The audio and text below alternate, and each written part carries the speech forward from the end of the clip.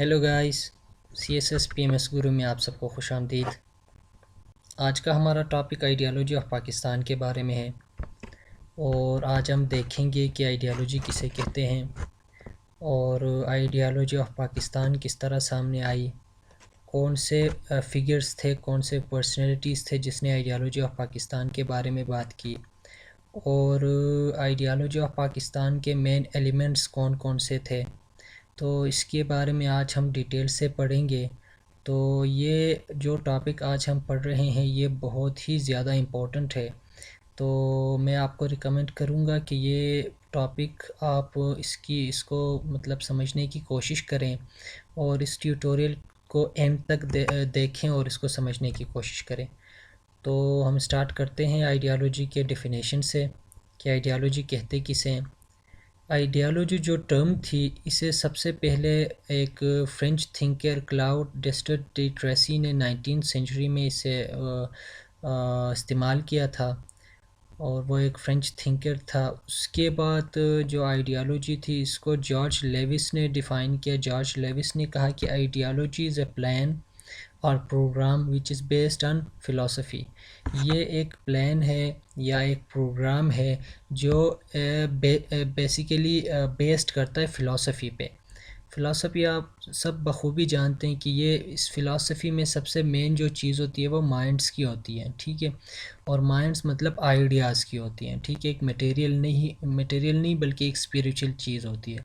तो George Levi's का भी मेन मकसद यही था कि आइडियालॉजी जो है वो आइडियाज़ को कहते हैं, ठीक है, जो द साइंस ऑफ आइडियाज़। तो ये प्योरली एक फ़िलासफ़ी टर्म है और ये एक प्लान प्रोग्राम्स होती हैं जो फ़िलासफ़ी के ऊपर बेस्ड करती है। तो फिर डेरियो ने इसे डिफ़ाइन किया। उन्होंने कहा कि ऑल दो this is often used with negative connotation, I C ideology as an inherent part of culture. वो डेरियो ने कहा था कि बेशक हम अक्सर इसको एक नेगेटिव कनोटेशन में लेते हैं आइडियालॉजी को,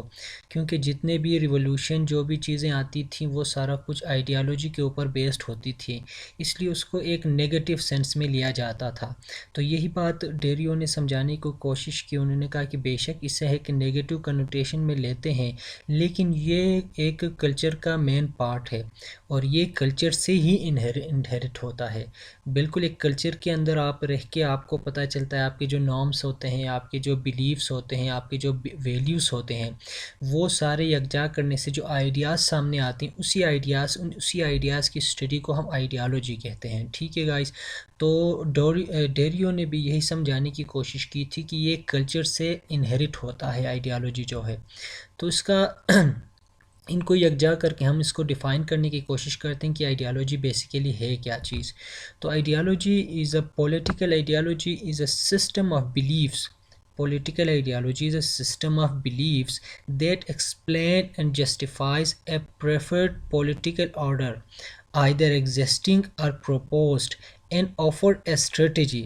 ठीक है, एंड ऑफर फॉर स्ट्रेटेजी। और स्ट्रेटेजी क्या हो सकता है, वो इंस्टीट्यूशंस, प्रोसेस एंड प्रोग्राम्स हो सकते हैं फॉर इट्स अटेनमेंट। मतलब पॉलिटिकल आइडियालॉजी जो है, जो एक जो आइडियालॉजी बाद में भी हम पढ़ेंगे, आइडियालॉजी ऑफ पाकिस्तान का भी हम देखेंगे, तो वो एक पॉलिटिकल मूवमेंट था। वो फिर बाद में उसको एक रिलीजियस भी शेप दी गई थी। तो ये पॉलिटिकल आइडियालॉजी जो है वो सिस्टम ऑफ बिलीव्स है, मतलब आइडियाज़ हैं, बिलीव्स हैं, नॉर्म्स हैं, ठीक है, वैल्यूज़ हैं, that explain and justify preferred political order. मतलब वो एक पॉलिटिकल ऑर्डर को जस्टिफाई करती है, उसको एक्सप्लेन करती है, ठीक है, और उसके जो मकासद हैं उनको हासिल करने का एक जो प्लान, एक प्रोग्राम बनाती है, उसे हम आइडियालॉजी कहते हैं। इसको फिर एक दूसरा भी डेफिनेशन हम देखने की कोशिश करते हैं, वो ये है कि ideology offers N interpretation of the past, ठीक है, मतलब पास्ट को इंटरप्रेट करना, and an explanation of the present, और प्रेजेंट में जो चीज़ आती है उनको एक्सप्लेन करना, and vision for the future, और फ्यूचर को विजुअलाइज करना, ठीक है। जो काम पास्ट में होती हैं उनको इंटरप्रेट करके, और जो हाल में हो रही हैं, प्रेजेंट में हो रही हैं, उसको एक्सप्लेन करें, जो विजन को, जो फ्यूचर की विजन को देखा जाता है, उनको आइडियालॉजी कहते हैं, ठीक है गाइस। ये सारा कुछ जो سرے سے یہ اگر سلائڈ ہم دیکھ لیں تو ہم یہ سمجھ سکتے ہیں کہ آئیڈیالوجی ایک ہی چیز کے گرد گھومتی ہے، وہ ہے آئیڈیاز، ٹھیک ہے، اور وہ ہے مائنڈز، اور وہ ہے فلاسفی، ٹھیک ہے۔ تو اس کے جو آئیڈیاز جو سامنے آتے ہیں اس کو آپ کس طرح انٹرپریٹ کرتے ہیں، اس کو کس طرح ایکسپلین کرتے ہیں، آپ فیوچر کو کس طرح دیکھتے ہیں، ٹھیک ہے، ایک پولیٹیکل جو ایم آبجیکٹیو ہوتی ہے اس کو آپ کس طرح اچیو کرتے ہیں، اس کے لیے آپ کیا پروگرام بناتے ہیں، اس کے لیے آپ کیا پلانس بناتے ہیں، وہ سارا جو آپ اس کو ایک ساتھ یکجا کرتے ہیں تو آپ کے پاس کیا آ جاتی ہے، ایک آئیڈیالوجی آتی ہے، ٹھیک ہے۔ اب یہ اس آئیڈیالوجی کو ہم دیکھنے کی کوشش کرتے ہیں کہ یہ آئیڈیالوجی کو جب آپ پاکستان کے کنٹیکسٹ سے دیکھو گے تو وہ آئیڈیالوجی آف پاکستان کیا چیز تھی، لیکن آئیڈیالوجی آف پاکستان کو دیکھنے سے پہلے، اس کو سمجھنے سے پہلے ہم یہ دیکھتے ہیں کہ ideology of Pakistan basically I کہاں سے تھی، ٹھیک ہے، یہ کون سے فگرز تھے، کون سے پرسنالٹیز تھے، کون سے لوگ تھے جنہوں نے پہلے اس کی بات کی تھی، ٹھیک ہے۔ تو سب سے پہلے البیرونی نے اس کے بارے میں کہا تھا آئیڈیالوجی آف پاکستان کے بارے میں، لیکن میں یہاں البیرونی سے بھی پہلے اس کا میں آپ کو ایک بتا دوں کہ قرآن میں بھی ایک بات بتائی جاتی ہے کہ یہ ایک الگ آئیڈیالوجی کے بارے میں وہاں بھی ہے کہ ایک آپ کا رہن سہن الگ ہوگا، یہ چیزیں بیسیکلی اس کا ابھی میرے ذہن میں آ نہیں رہا ہے کہ، لیکن میں نے کہیں پڑھا تھا قرآن میں بھی یہ بات اس کی ذکر آتی ہے، تو وہ آپ خود سے بھی ریسرچ کرنے کی کوشش کریں کہ قرآن ایک آئیڈیالوجی کے بارے میں کیا کہتا ہے، وہ ایک پلس پوائنٹ ہوگا اگر آپ وہ ایک اپنے کوسچن کے اس میں لکھیں تو وہ آپ کے لیے ایک پلس پوائنٹ ہوگا۔ تو ہم دیکھتے ہیں کہ البیرونی نے کہا تھا کہ the Hindu considered Muslims impure and they, تو اصل میں آئیڈیالوجی آف پاکستان جو ہے وہ ایسی آئیڈیاز ہیں جو مسلم اور ہندوز کے درمیان، مطلب اصل میں جو آئیڈیالوجی آف پاکستان جہاں سے برتھ ہوئی تھی وہ دو نیشنز کے آپس میں جو ڈفرینشیشن، جو ٹو نیشن تھیوری جس سے پہلے لیکچر میں ہم نے بات کی تھی، وہ اس کا جو مین جو اس کا ہم کہتے ہیں نا فاؤنڈیشن جو تھی وہ ٹو نیشن تھیوری تھی، کیونکہ وہ کہتے تھے کہ مسلمس اور ہندوز جو تھے وہ الگ الگ نیشنز تھیں، ٹھیک ہے گائز۔ تو ہم جتنے بھی آئیڈیالوجی آف پاکستان کو دیکھیں گے وہ ایک اسلام اور دوسرا ہم ٹو نیشن تھیوری کے بارے میں ہی دیکھیں گے، ٹھیک ہے۔ تو البیرونی نے بھی یہی بات کی تھی آئیڈیالوجی آف پاکستان کے بارے میں کہ پاکستان ہونا چاہیے یا مسلمانوں کو الگ ہونا چاہیے۔ انہوں نے کہا تھا کہ ہندوز جو ہیں وہ مسلمانوں کو امپیور سمجھتے ہیں، ٹھیک ہے، and they forbid having any connection with them, اور وہ ان کے ساتھ کوئی رابطہ نہیں رکھنا چاہتے، بٹ اٹ انٹر میرج اور any other bond of relationship, نہ ہی وہ کہ یہ ایک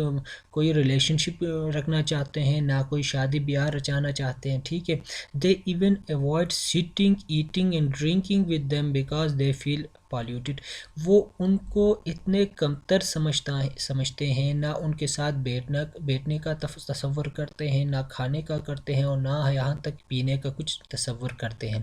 تو یہ بات سب سے پہلے البیرونی نے کہا تھا کہ ہندوز اور مسلمان جو ہے ان میں بہت بڑا فرق ہے، اور جو ہندوز ہیں جو انڈیا کے سب کنٹیننٹ کے اندر، ہندوز مسلمانوں کو بہت نیچ اور کمتر سمجھتے ہیں، ان کے ساتھ کوئی رابطہ نہیں رکھنا چاہتے، کوئی کنیکشن نہیں رکھنا چاہتے، ان کے ساتھ کوئی ریلیشن شپ تعلق نہیں رکھنا چاہتے، بلکہ یہاں تک کہ ان کے ساتھ کھانا بھی نہیں چاہتے،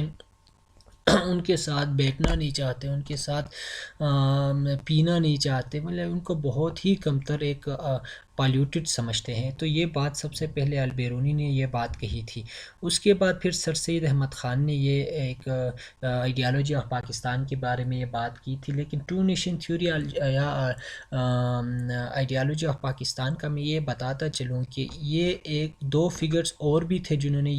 اس کے بارے میں بات کی تھی، وہ میں نے یہاں مینشن نہیں کیا۔ ایک مجدد الفسانی نے بھی یہ بات کہی تھی، مجدد الفسانی نے بھی یہ بات کہی تھی کہ مسلمان اور ہندوز میں بہت بڑا فرق ہے، ان میں بہت بڑا گیپ ہے اور ان کو الگ ہونا چاہیے۔ یہ بات مجدد الفسانی نے کہی تھی، یہ کوٹیشن نے بھی تھی، کوئی انہوں نے کچھ کہا بھی تھا، یہ بھی آپ سرچ کر لیں کہ مجدد الفسانی، یا آپ اپنے ساتھ نوٹ کر لیں اپنے ڈائری میں کہ مجدد الفسانی نے بھی آئیڈیالوجی آف پاکستان کے بارے میں بات کی تھی۔ وہ کوٹیشن آپ نیٹ سے بھی دیکھ لیں، آپ کو ایزیلی اویلیبل ہوگا۔ تو اس کے بعد شاہ ولی اللہ نے بھی کہا تھا کہ مسلمانوں اور ہندوز میں بہت فرق ہے. انہوں نے پھر سکھ اور ہندوز کا جو مراٹھاز جو تھے ان کا مسلمانوں کے اوپر جو ظلم ہوئی تھی اس کے اوپر انہوں نے پھر بات کی تھی کہ یار ان کو پھر الگ ہونا چاہیے. آپ شاہ ولی اللہ آپ قرآن کی وہ دیکھ لیں, ریسرچ کر لیں, اور پھر آپ مجدد الفسانی کا بھی دیکھ لیں, ٹھیک ہے گائس, اور یہ بھولنا نہیں ہے, یہ آپ نے دیکھنا ہے. اس کے بعد پھر سر سید احمد خان نے بات کی تھی آئیڈیالوجی آف پاکستان کے بارے میں. انہوں نے کہا تھا پہلے تو وہ وہی کہتے تھے کہ ایک ان میں یونٹی ہونی چاہیے, وہ ہم نے پہلے بھی ڈسکس کیا ہے کہ وہ کہتے تھے کہ یار یہ ایک ہی برائٹ کے دو آنکھ کے مانند ہیں, ان کو ہمیشہ کلوز رہنا چاہیے. لیکن بعد میں وہ وہی کہتا ہے کہ آئی ایم کنونسڈ ناؤ, میں ابھی کنونسڈ ہو چکا ہوں, that Hindus and Muslims could never become one nation as their relation and way of life was quite distinct from each other. وہ ایک ساتھ ایک نیشن کی طرح نہیں ہو سکتے, اور میں کنونس ہو چکا ہوں, یہ بات میرے سمجھ میں آ چکی ہے کہ مسلم اور ہندوز جو ہیں وہ کبھی بھی ایک ساتھ ایک نیشن کی طرح نہیں رہ سکتے, کیونکہ ان کا جو ریلیجن ہے اور ان کا جو کلچر ہے, ان کا جو وے آف لائف ہے, وہ ایک دوسرے سے بہت مختلف ہے. تو یہ جو کوٹیشنس یہ میں نے مینشن کیے ہیں گائس, یہ آپ اپنے ساتھ مینشن کرنا نہ بھولیں, کیونکہ یہ آپ نے لکھنے ہیں, کیونکہ کچھ نہ کچھ تو جو آپ نے خود یاد بھی کرنا پڑے گا, کیونکہ یہ آپ بے شک اس میں آپ کی جو ایک کانسیپٹ ہے وہ تو کلیئر ہوتی جا رہی ہے, انشاءاللہ وہ ہو جائے گی. لیکن اس کے ساتھ آپ نے کچھ سینگز ہوتی ہیں, کچھ کوٹیشنز ہوتی ہیں, وہ اپنے ساتھ نوٹ کر لیں, اور یہ پیپر دیتے جاتے وقت یہ آپ اگر تھوڑا سا بھی ان کو آپ دیکھ لیں گے تو آپ کی سمجھ میں آ جائیں گی, یہ اتنا کوئی بڑا مشکل کام نہیں ہے. تو اس کے بعد ہم دیکھتے ہیں علامہ اقبال نے کیا کہا تھا. علامہ اقبال نے کہا تھا کہ آئی ایم فلی کنونسڈ, یہ وہی جو انہوں نے کہا تھا کہ جو علامہ الہ آباد جو اس کا ان کا ایک مشہور جو پریزیڈنشیل ایڈریس کی جو بات, جس میں انہوں نے کلیئرلی نیا اسٹیٹ کا انہوں نے کہا تھا کہ ابھی ان کو الگ ہونا چاہیے, اور یہ ابھی ایک لازم ملزوم چیز ہے, اگر نہ ہوا تو پھر یہ انڈیا کے مسلمانوں کے لیے بھی اور ہندوز کے لیے بھی بہت بڑا نقصان ہوگا. تو انہوں نے وہی بات کی تھی, I am fully convinced that the Muslims of India will ultimately have to establish a separate homeland as they cannot live with Hindus in United India. تو یہی بات کہی تھی. اس کے بعد ہم دیکھتے ہیں قائد اعظم کا. قائد اعظم نے کہا تھا کہ Pakistan not only means freedom and independence but the Muslim ideology which has to be preserved, which has come to us as a precious gift and treasure, and which we hope other will share with us. Quaid Azam نے پھر اس کو بعد میں جس طرح علامہ اقبال نے اس کی ایک بنیاد ڈالی تھی, تو یہ قائد اعظم کی ہی اسٹرگل تھی. انہوں نے پھر اس میں بھرپور اپنے جو پوری زندگی انہوں نے صرف کی تھی پاکستان کے لیے, تو انہوں نے اس کو پھر میٹیریلائز کیا تھا. تو یہ آئیڈیالوجی آف پاکستان کے بارے میں ہم نے پڑھ لیا, یہ چیزیں آتی ہیں. ابھی دیکھتے ہیں کہ یہ آئیڈیالوجی جو تھی پاکستان, یہ کس پہ بیس تھی, مطلب ایلیمنٹس کون سے تھے پاکستان کی آئیڈیالوجی میں. ہم نے یہ دیکھا تھا کہ آئیڈیالوجی کسے کہتے ہیں, ہم نے یہ دیکھ لیا کہ آئیڈیالوجی آف پاکستان آئی کہاں سے, یہ جو ورڈز تھے یہ آئیڈیاز دیے کس نے, یہ کن لوگوں کے ذہن میں آئی تھی, کن لوگوں نے بات کی تھی کہ یہ آئیڈیالوجی آف پاکستان ہونی چاہیے. ابھی دیکھتے ہیں کہ آئیڈیالوجی آف پاکستان میں کون کون سی چیزیں آتی ہیں. آئیڈیالوجی آف پاکستان میں سب سے پہلا جو آتا ہے وہ اسلام ہے. یہی آئیڈیالوجی آف پاکستان کے بارے میں انہی پرسنلٹیز نے کہا تھا کہ آئیڈیالوجی آف پاکستان ہونا چاہیے, اور اس میں جو مین چیز ہے آئیڈیالوجی کی جو برتھ ہے وہ اسلام کے اوپر ہے, کیونکہ اسلام ایک ڈفرینٹ ریلیجن ہے ایز کمپیئر ٹو ہندوز, اور اسلام ایک اللہ کو ماننا, ایک نبی پیغمبر, اور یہ جو 5 ستون اسلام کے نماز, زکوٰۃ, اور پھر آپس میں مختلف جو جتنے بھی کمپلیٹ کوڈ آف لائف ہے اسلام, تو وہ مسلمان جو ہوتے ہیں وہ اسلام کو فالو کرتے ہیں. تو اسی بیس پہ کہا تھا کہ اسلام کے بیس پہ مسلمانوں کو ایک الگ پاکستان چاہیے. تو سب سے پہلا جو تھا وہ اسلام کے بارے میں تھا. اسلام کے بعد جو دوسرا ہمارے پاس آتا ہے وہ ٹو نیشن تھیوری, جس طرح کہ ہم نے اس سے پہلے لیکچر میں دیکھا کہ ٹو نیشن تھیوری کہتے کسے ہیں. تو جن لوگوں نے ابھی ہمیں جوائن کیا ہے ان کو میں ریکمینڈ کر لوں گا کہ آپ اس سے پہلے کا جو لیکچر ہے ٹو نیشن تھیوری وہ ضرور دیکھ لیں، کیونکہ وہ ایک امپورٹنٹ لیکچر ہے، اور اس میں ہم نے دیکھا تھا کہ ٹو نیشن تھیوری کہتے کسے ہیں، کس طرح ہندوز اور جو مسلم ہیں وہ آپس میں ایک ڈفرینشیشن رکھتے ہیں، ایک دوسرے سے ڈفرینشیٹ ہیں وہ چیز ہم نے دیکھا تھا۔ تو اسلام پہلا پوائنٹ آتا ہے، دوسرا پاکستان کا جو آئیڈیالوجی ہے وہ بیس کرتا ہے ٹو نیشن تھیوری۔ اس کے بعد پاکستان کے لیے ایک ٹیریٹوریل لینڈ کی ضرورت ہے، ایک الگ جو ریاست یا ایک زمین کا ٹکڑا جہاں پہ یہ رہ کے اسلام کے مطابق اپنی زندگی کو بسر کریں۔ جس طرح قائد اعظم نے کہا تھا ہمیں ایک ایسا خالی لینڈ نہیں چاہیے، ایک لیبارٹری چاہیے جہاں ہم اسلام کے تحت جو اسلام ہمیں بتاتی ہے، جو راہ دکھاتی ہے، اس کے تحت ہم اپنی زندگی بسر کریں۔ تو ٹیریٹوریل لینڈ چاہیے، تو یہ 3 پوائنٹس ہو گئے۔ چوتھا جو تھا ایک ڈیموکریٹک سسٹم، اور اسی لینڈ میں وہ لوگ مسلمان اسلام کے تحت زندگی گزاریں گے، اور وہاں ان کو ایک انہی کا منتخب کردہ ایک حکومت ہوگا، ٹھیک ہے، ڈیموکریٹک سسٹم ہوگا۔ تو یہ چوتھا پوائنٹ، اور لاسٹ جو تھا اردو لینگویج تھا۔ تو یہ 5 پوائنٹ جو تھے گائس، اسی 5 پوائنٹس کو مد نظر رکھتے ہوئے آئیڈیالوجی آف پاکستان سامنے آئی تھی، ٹھیک ہے۔ اگر آپ سے یہ پوچھا جائے گا کہ یار اچھا آپ بتا دیں یار آئیڈیالوجی آف پاکستان کیا چیز ہے، ہمیں تو اس کی سمجھ نہیں آ رہی یار، اس کو ہمیں سمجھانے کی کوشش کریں، تو آپ ان سمپل الفاظ میں کہہ سکتے ہیں یار، آپ ان کو یہ ڈیفائن کرنے کی کوشش نہ کریں کہ یار آئیڈیالوجی کیا چیز ہے، اور اسے کس نے یہ ٹرم سب سے پہلے کہا تھا،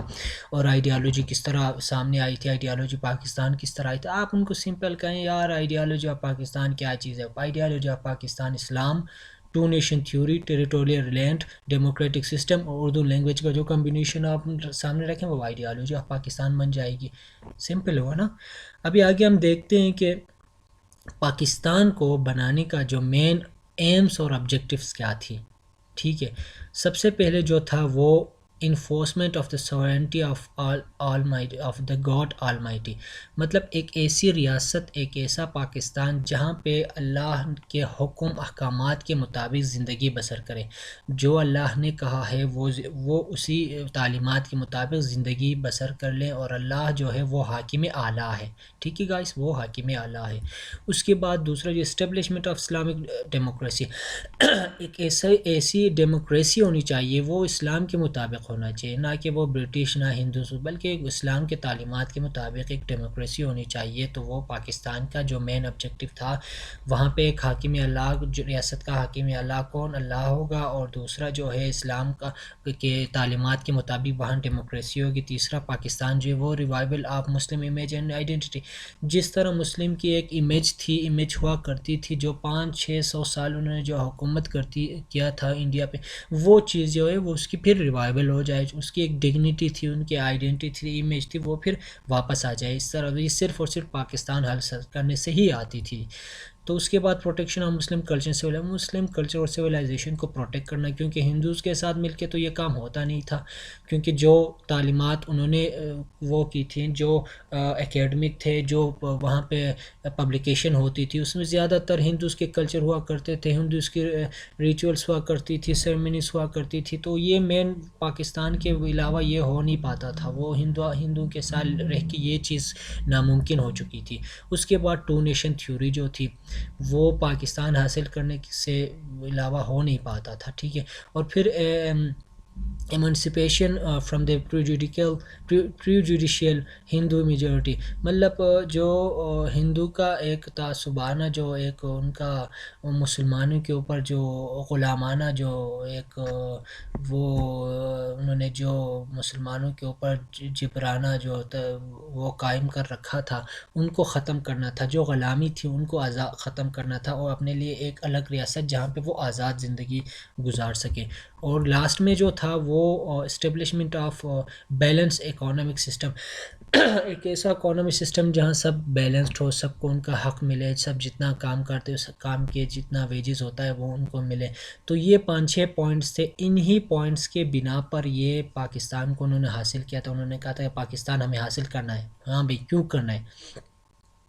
اگر آپ سے پوچھا جائے کہ یار پاکستان کو حاصل کرنے کا جو مین مقصد تھا وہ کیوں تھا، کیوں پاکستان کو حاصل کیا گیا تھا. تو آپ کہہ سکتے ہیں یار پاکستان کو اس لیے حاصل کیا گیا تھا کہ یار ایسا ملک چاہیے جہاں پہ حاکم